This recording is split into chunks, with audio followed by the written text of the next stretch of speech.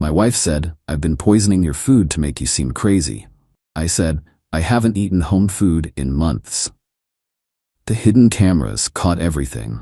When the police arrested her, they found her diary detailing her $1 million insurance plot. I, 38 male, installed security cameras in our house 3 months ago. Not because I suspected my wife Margot, 35, of trying to kill me. That revelation came later. No, put them up because I'd been feeling off. Dizzy spells, confusion, memory gaps. Started around 6 months ago. Doctor ran every test imaginable. Everything came back normal. Margot was so supportive. Drove me to appointments, held my hand during MRIs, even started making all my meals to help with whatever's going on. She'd bring me these elaborate smoothies every morning, pack my lunch with homemade soups, insist on cooking dinner every single night. Said she read that proper nutrition might help with my episodes. The breaking point was when I forgot an entire weekend. According to Margot, I'd spent Saturday and Sunday in bed, barely coherent. I had zero memory of it. That's when I started documenting everything. And yeah, that's when I got the cameras. See, Margot didn't know that my buddy Terrence is a lawyer who deals with medical malpractice. When I told him about my symptoms, he said something that stuck. Keep records of everything. Food, drinks, when symptoms hit. Could be environmental. So I did, and I noticed a pattern real quick. Bad days always followed home-cooked meals. Always. I started pretending to eat her food. I'd take my lunch to work and dump it. Stopped drinking the smoothies, poured them down the bathroom sink while the shower ran. Told her I was grabbing breakfast with clients. Dinner, I'd push food around, take tiny bites, then claim I wasn't hungry from a big lunch. Within 2 weeks, my symptoms disappeared. Completely. That's when I knew. My wife was poisoning me. But I needed proof. So I kept up the act for another month. Let her see me getting worse while secretly getting better. I'd stumble occasionally, pretend to forget conversations, act confused about dates. Meanwhile, the cameras were recording everything. And holy shit, what they captured. Margot grinding up pills and mixing them into my food. She had a whole stash hidden in a tampon box under the bathroom sink. Benzos, sleeping pills, some stuff I couldn't identify. The methodical way she'd measure it out, checking a notebook, adjusting doses. She was keeping fucking notes. Last Tuesday, I decided I had enough evidence. I was ready to go to the police, but Margot must have sensed something because that night, she confronted me. "You seem better lately," she said over dinner, that I wasn't eating. "Yeah, those new vitamins from Dr. Morrison are helping." Her eye twitched. "You never mentioned new vitamins." Didn't I? Must have forgotten. You know how my memory's been. She stood up, walked over to me, and put her hands on my shoulders. "Baby, I need to tell you something." Here it comes, I thought, a confession. Maybe she'll claim it was an accident, or "I've been poisoning your food to make you seem crazy." Just straight up admitted it, like she was telling me she'd forgotten to buy milk. I kept my voice steady. "Why?" She smiled. The insurance, obviously, but also because I'm just so tired of you. God, you're boring. Do you know how exhausting it is pretending to love someone so mediocre?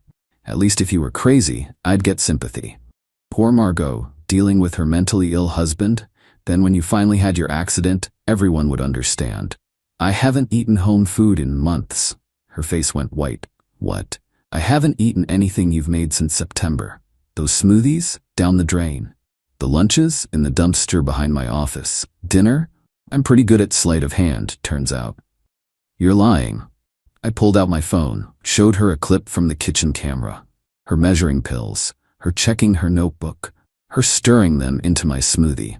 The way she lunged at me was almost comical. I just stepped back and called 911. "My wife just confessed to poisoning me. I have video evidence. Please send someone now." Update 1. The police response was intense. 4 cars, a detective, and apparently they take poisoning very seriously. Detective Russo, this older woman who looked like she'd seen everything, took one look at my documentation and said, "Sir, you might have just saved your own life." They arrested Margot on the spot. She went from sobbing to screaming to trying to convince them I was the crazy one. "He's paranoid. He installed cameras to spy on me. Check his medical records. He's been having delusions." Yeah, about those medical records. Turns out, Margot had been calling my doctor's office, pretending to be concerned about my mental state, telling them about behaviors I'd never exhibited, building a paper trail for my eventual breakdown. But here's where it gets really dark. The police searched our house. In Margot's closet, hidden in a boots box, they found her diary. Detective Russo called me the next day. "Sir, you need to come down to the station." The diary went back 2 years. 2 fucking years of planning. She'd researched poisoning methods, dosages, how to create symptoms of mental illness. She'd taken out $1 million life insurance policy on me without my knowledge. Apparently you can do that on your spouse. She had a timeline. Phase 1, small doses to create confusion, 6 months. Phase 2, increased dose, get me committed, 3 months. Phase 3, accidental overdose while I'm mentally unstable, 1 month. She'd even practiced her grieving widow act. There were entries about what she'd wear to my funeral, a designer dress she'd already bought, how she'd cry at the service, the speech she'd give about mental health awareness. The kicker, she'd been having an affair with her personal trainer, Dimitri.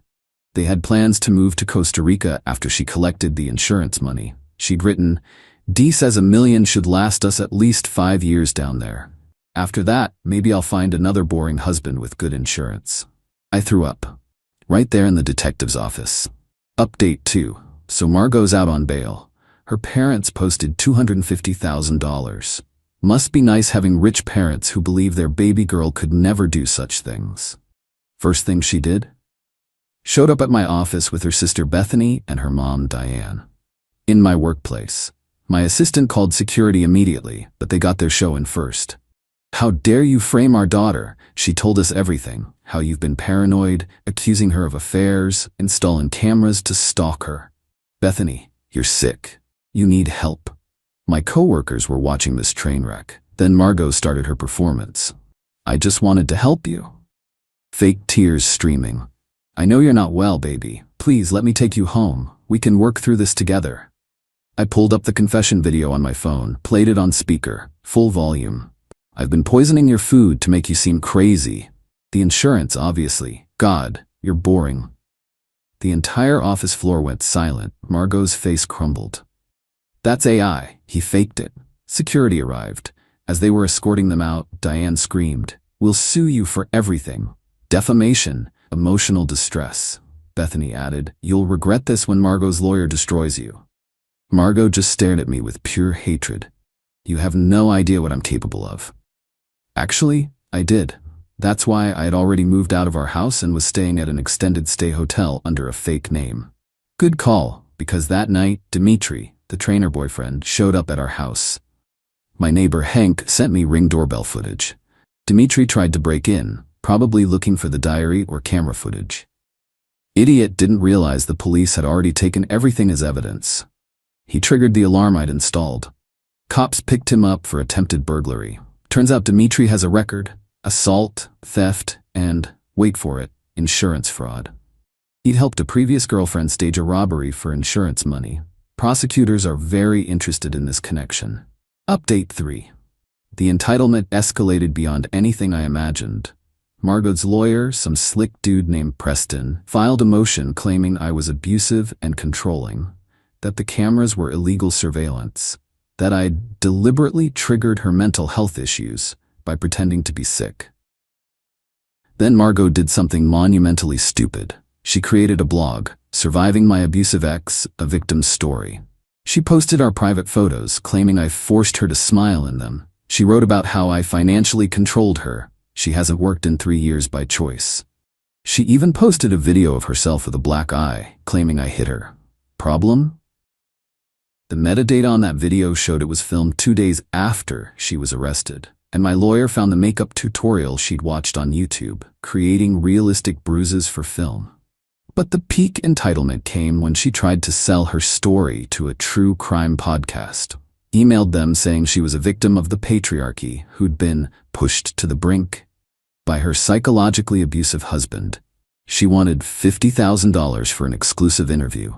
The podcast host happened to be married to a prosecutor in our jurisdiction. They forwarded everything to the DA's office. Then Margot's family turned it up to 11.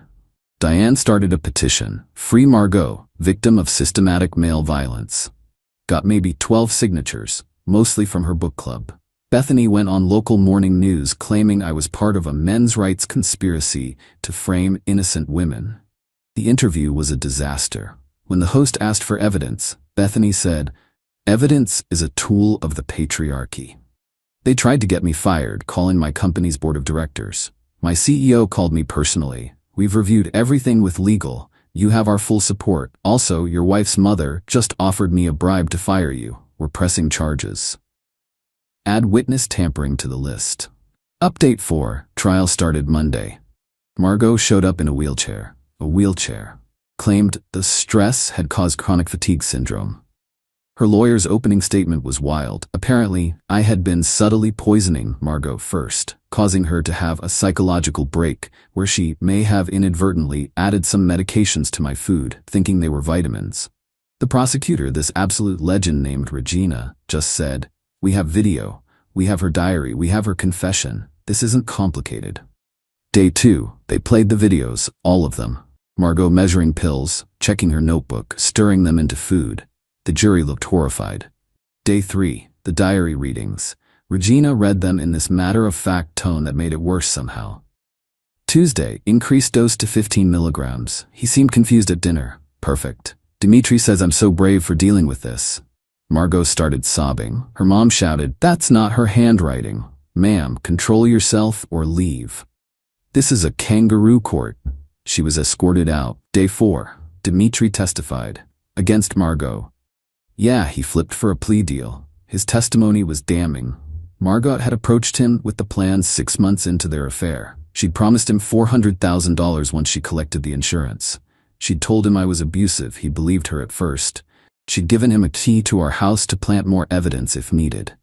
She said it would be easy, Dimitri testified.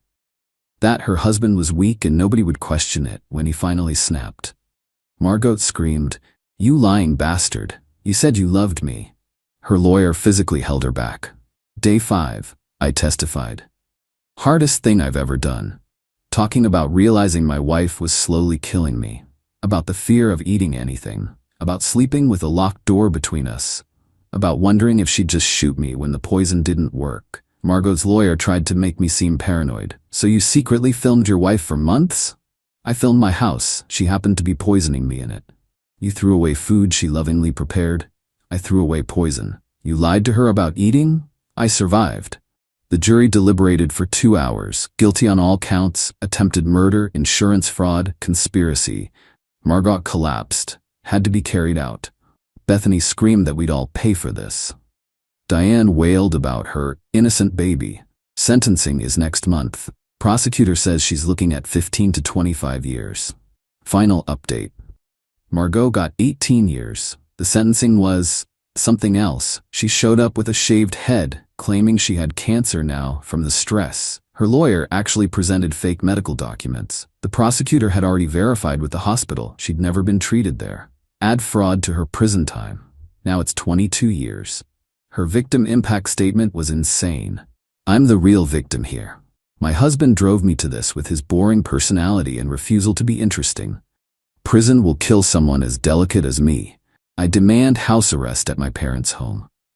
The judge's response, "Ma'am, you systematically poisoned your husband for months while planning his murder. You documented it. You bragged about it.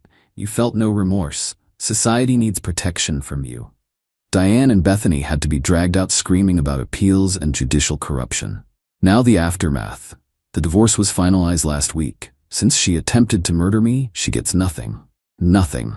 Not even her jewelry. It's all marital assets.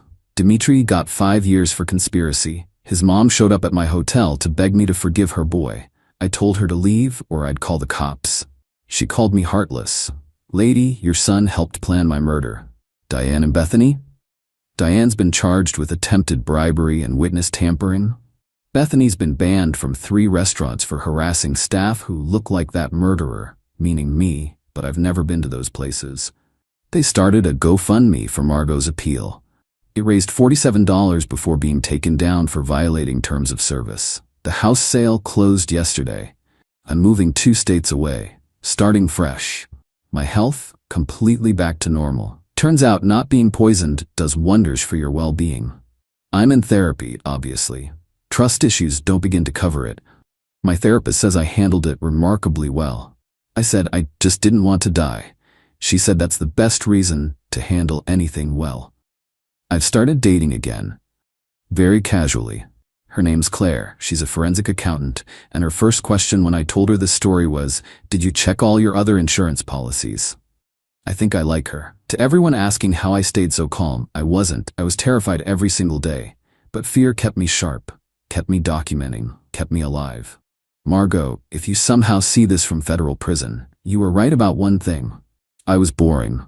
Boring enough to quietly save my own life while you thought you were killing me.